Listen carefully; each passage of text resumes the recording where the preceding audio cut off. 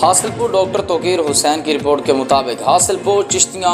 Road पर तेज़ रफ्तार गाड़ी टायर बरस्ट होने से सामने से आने वाले दो मोटरसाइकिलों से टकरा कर उलट गई, जिसके नतीजे में 3 अफराद मौके पर जाँ भाग जबकि 5 शदीद जख्मी में 2 खवातीन भी शामिल। चिश्तियाँ रोड पर तेज़ रफ्तार गाड़ी टायर बरस्ट होने से सामने से आने वाले 2 मोटरसाइकिलों से टकरा कर उलट गई, जिसके नतीजे में मोटरसाइकिल सवार 3 नौजवान मौके पर जाँ भाग हो गए जबकि 5 अफराद जिनमें 2 खवातीन भी शामिल थीं। हादसे का शिकार होने वाली गाड़ी चिश्तियाँ से हासिलपुर की तरफ आ रही थी।